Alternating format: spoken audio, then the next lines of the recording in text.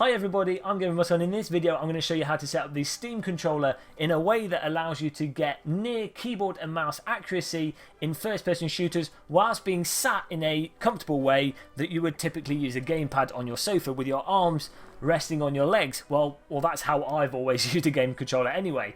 So to start things off, what I'm going to do is shoot some bots on this nice custom map, but then I'll go through the settings with the Steam controller and explain what each setting does and why I've set it up how I have. Now, of course, because I'm making a video, I'm going to miss all these bots and completely undermine the point of what I was saying. So let's try and get some headshots first and demonstrate that it is reasonably similar to a mouse. Now, of course, this scenario is pretty absurd, and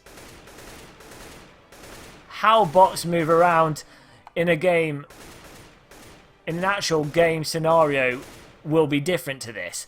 But hopefully this sort of conveys to you that you get reasonable accuracy.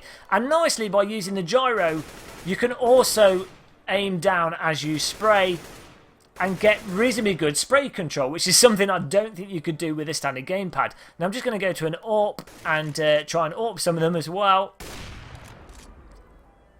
Again, probably missing because I'm recording a video, even though they're stood still, and this guy's doing some kind of very strange moonwalk, but it's completely eluding me. I can't hit him.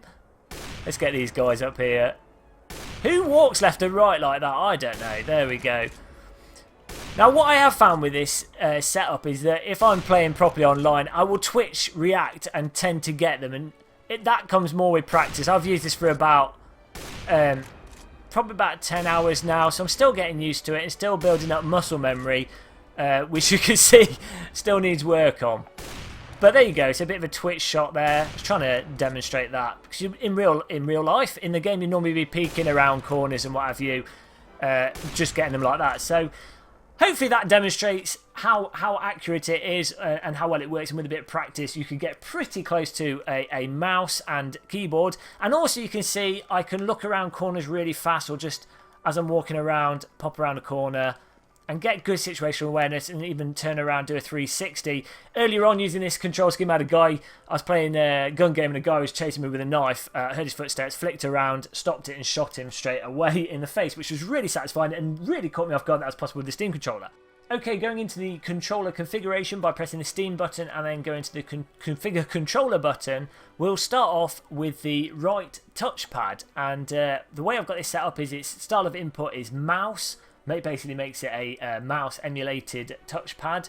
The click action is space, though I never really use the click action, it's just set on that. Trackball mode is on. Sensitivity is a couple of notches past the default. I like it quite sensitive, and because this is for fast rotational movement and lining things up in the general vicinity, it doesn't have to be super duper sensitive. I've got mode shifting set to right pad click, which is the mode shift to mouse. The mode shifting mode allows you to basically shift to different modes based on the click, but I'm not really using that too much. And the invert axis is off. Haptic sensitivity is set to low. Again, that's more of a personal preference as to how much sort of vibrate feel you want through the pads. And in the advanced settings, what I've got is a trackball friction set to low, which means that when I do a fast swipe, what will happen is the mouse will keep scrolling on the screen, which allows you to do smooth swipes as you go around a corner, or do a rotation, which you can then rotate and stop it by putting your finger on the controller on the touchpad and stop at different angles after doing a very fast rotation, which is quite handy. The friction vertical scale is on the default position. The sensitivity vertical scale is slightly to the left, which means the sensitivity of up and down is less than the sensitivity of left and right. Smoothing set to 0 because we don't want any smoothing, we want things to be immediately responsive. Acceleration, now this is a crucial one, is set to high. Now, intuitively speaking, you think acceleration high would be bad because it means if I move my finger slow and fast, it depends on the speed that I move my finger as to how the input's going to be. It's not linear. So it's hard to explain, but basically a faster movement will cause more mouse movement relative to a slow movement, and you really need that because the touchpad is obviously not the size of a mouse pad and is really small. This also allows you to do, again, the really fast, quick rotations required to shoot people that are coming up from behind you, or if you need to twitch to the left or twitch to the right. Double tap duration, and double tap I've got that set to R, which means if I double tap the right pad it will reload the gun. The duration, again, that's going to be down to your personal preference. I like it so that the duration is quite fast so I don't accidentally double tap it. You can also set it to beep when you double tap. Well, that doesn't work until I'm in the game, but if you have it set up to beep, you then know if you're accidentally double tapping, and you can then adjust the double tap duration accordingly. Edge spin radius is on full because we're not using that. I don't find that useful at all. Edge spin speed is on full, but it doesn't matter because we're not using it. And rotation is set slightly past the default setting. What rotation does is it orientates the touchpad. So what happens when you swipe is you'll notice you don't tend to swipe perfectly left to right. Because of the way you hold the controller, you tend to swipe somewhat diagonally. By changing the rotation, it converts that diagonal movement into horizontal movement and basically equalises the effect of your finger not going horizontally on the pad. Again, this is going to be down to your size of your hand and your personal preference. But for me, with my gigantic hands, that seems to work well. Woo! That's the mouse control. Now we're going to go to the gyro control, which is pretty crucial for this FPS input. The style of input is set to mouse, the trackball mode is set off, and the sensitivity is set pretty much through the roof here, quite a few notches above the default. We've got the mode shifting set to right pad click mouse, vertical axis set to off, haptics intensity set to off.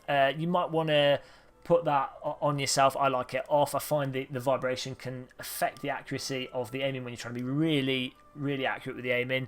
We'll go into the advanced settings. Trackball friction is set to off. Friction vertical scale is set to the default in the middle. And this is an important setting. The sensitivity vertical scale, again, like the touchpad mouse input, with the gyro, what you want is to have the sensitivity vertical scale slightly to the left, because when you've got the controller resting on your legs as you would hold a gamepad, it's easier to rotate up and down than it is left and right. So by having the sensitivity set to the left, it means that the yaw movements are magnified relative to the vertical movement, which ultimately means when it comes to actually using the controller, it equals out due to the limitations of how your wrist can operate, and you end up with a closer to one-to-one accuracy. You might have to tweak this depending on how much dexterity you have with your wrists, but that seems to work well for me. The smoothing, we've got 0. We don't want any smoothing because it makes you feel as if you're aiming a little bit drunk, and the gyros are fantastically, or the gyrometer is fantastically precise in this, so it's quite easy to be smooth just with your hand inputs. Edge spin radius, it doesn't really matter because this is a gyro, and rotation, it doesn't really matter either. The key one is the sensitivity vertical scale and making sure the smoothing is off, and acceleration is off, and gyro steering axis is set to yaw. That's it for the gyro. Those are the main things, the mouse and the gyro. Effectively, what you want are those sensitivity settings, but having it so that you can quickly move with the mouse pad when you're not using the gyro, and then when you hold your finger on the button without pushing it down, you can then go to the gyro mode, and it's a case of just getting that set up just right. Of course, I will be saving the setup as a profile that you can grab, so you won't have to go through this manually, but hopefully explaining all these things will make it clear to people that just got a Steam controller and wondering what each setting does. Let's look at the buttons. I've just set them up to basic buttons. Flashlight Y, reload X, B is use, and A is jump. Oh, actually, one thing I did change which was quite useful is going to the analog stick setting here. I've got it set up to style of input directional pad, but what we've done is we've set the dead zone really low. Now what that means is that the moment I move the analog stick, even a small amount, it registers as a key input, which basically means that you can touch the analog stick left and right and do almost as you would do peeking with a keyboard, where you tap your finger and tap it back. Now, it's not as good as a keyboard, but that's by setting it up to a low dead zone and having the sensitivity on high, basically makes that as close as possible. I've also got the haptics set on low, which means when you do sort of actuate the left or right key, or it's set to A and D, you get a little click, so you know that you've hit that direction. You start moving in that direction. In terms of the advanced settings, not really using any of these. Repeat interval set to that, analog pulse time set to that, analog emulation active. All these settings, I'm sure you could fiddle with them and you might get some mileage out of them, but those are all the defaults. They're not really affecting the input that we're using.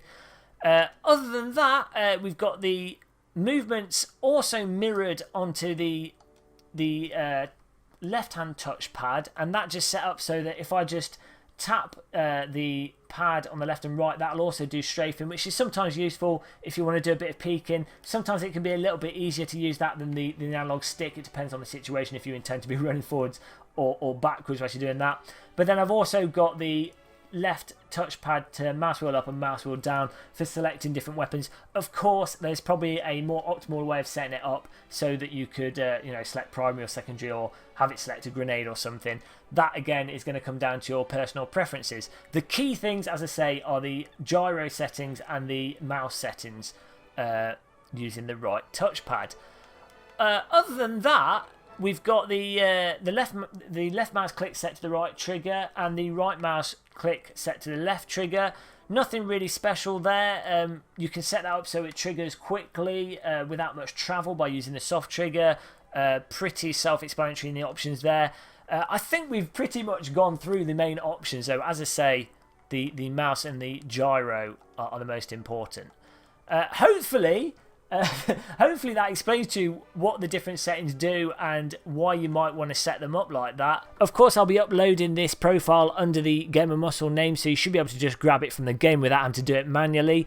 I hope you enjoyed this video. If you did, please remember to like and subscribe to the channel. I'll put some links in the video description as well. Thanks for watching. I'll see you in our next video. Goodbye.